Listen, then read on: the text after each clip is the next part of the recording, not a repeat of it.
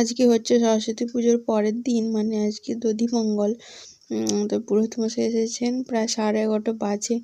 তো ঠাকুরমশাইকে আমরা জিজ্ঞেস করলাম যে বেটুর হাতে খড়ি করানো যাবে কি না। তো উনি বললেন যে হ্যাঁ করানো যাবে। তো দেখলাম বেটু আজকে উপোস করে আছেও, তো এই জন্য হঠাৎ করে সমস্ত কিছু আয়োজন করে নিলাম বেটুর হাতে খড়ির জন্য। নতুন স্লেট আর চক নিয়ে আসা হয়েছে, ঠাকুরমশাইয়ের দক্ষিণা আর ভোজ্যি যেগুলো লাগে সবগুলো করে দিলাম। তারপরে এখন ঠাকুরমশাই আগে পুজো করবেন, তারপরে বেটুর হাতে খড়ি করে দেবেন। তো উনি এসেছেন, পুজো শুরু করে দিয়েছেন। আর ক্লাবের ছেলেমেয়েরা সবাই মিলে পুজোর আয়োজন যারা করেছিল তারাই ফল কাটাকাটি মানে সমস্ত পুজোর জোগাড় যন্ত্র করে নিয়েছে। তো বেটু এখানে বসে করেছে, ওকে চুপ করে ওকে শান্ত করে বসে করিয়ে রাখাটাই একটা সমস্যা। তো তবু একটু বসেছে, তারপর হাতে খড়ি হবে।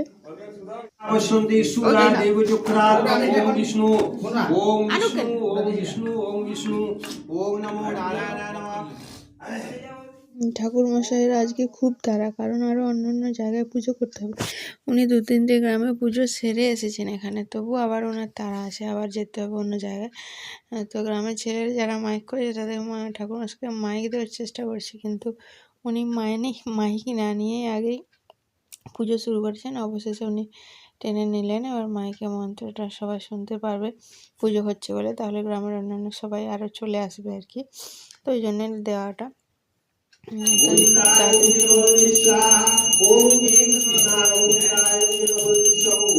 ঠাকুরমশাই ভালোই পুজো করছেন। আর আমরা রান্নাবান্না সেরে একদম স্নান টান করে রেডি হয়ে বসেছি, যাতে দেরি হলে কোনো অসুবিধা না হয়। তো আমরা একটা জায়গায় যাবার প্রোগ্রাম, যেহেতু বেটুর হাতে খড়িটা হয়ে যাক, তারপরে ওকে খাইয়ে তারপর আমরা যাব। তো আমাদের মনে হয় বেরোতে 12টা 12:30 বেজে যাবে, কারণ এখন 11:30 অলরেডি বেজে গেছে। কিন্তু পূজাটা খুব ভালোভাবে হোক, ওই জন্য আমরা বসে আছি। বেটু এর পাশে বসে আছে। আর এটা হচ্ছে আমাদের ক্লাবের মা সরস্বতী, আপনাদেরকে অন্য ভিডিওতে তো শেয়ার করেছিলাম, দেখেছেন। আর আমাদের এই ঠাকুরমশাই যিনি পুজো করেন উনি খুব ভালো, কোনো বিষয়ে কোনো দাবি দাওয়া করেন না।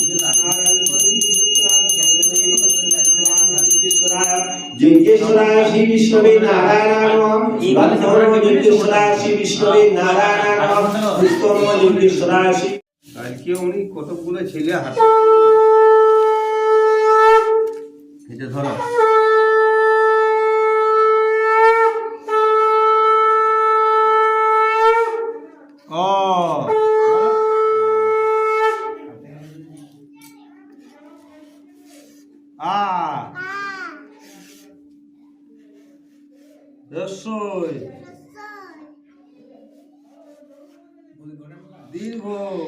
বেটুর হাতে খড়ি হয়ে গেছে। তো বেচারা মানে ভয় পেয়ে যাচ্ছে যে ও যেখানে যাচ্ছে সেখানে ওকে পড়তে হচ্ছে, বাড়িতে পড়তে হয়, আবার স্কুলে গেলে পড়তে হয়, আবার এখানে ঠাকুরমশাই ওকে পড়াচ্ছে, ওই জন্য ও বিরক্ত হয়ে যাচ্ছে।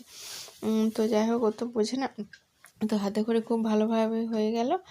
তো ওকে আমি বলছি যে ঠাকুরটা নম করো, ঠাকুরমশাইকে নম করো, তো আর কিছুতেই বুঝবে না, করবে না। ভীষণ চঞ্চল ছেলেটা।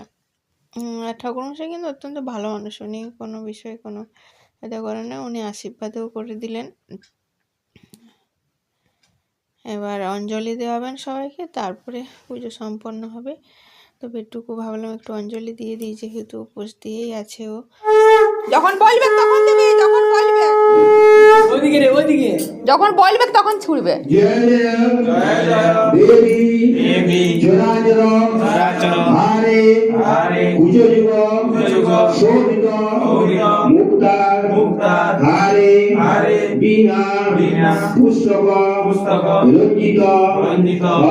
খুব ভালোভাবে ঠাকুরের পুজো এবং পুষ্পাঞ্জলি সব হয়ে গেছে, আর বেটুর হাতে খড়িও হয়ে গেল। এবার আমরা বাড়িতে যাব প্রসাদ টসাদ মুখে নিয়ে, আর রেডি হয়ে আমরা যাবো এক জায়গায়, তো সেখানের জন্য বেরিয়ে যাব। আজকে ভিডিওটা এখানে শেষ করলাম তাহলে।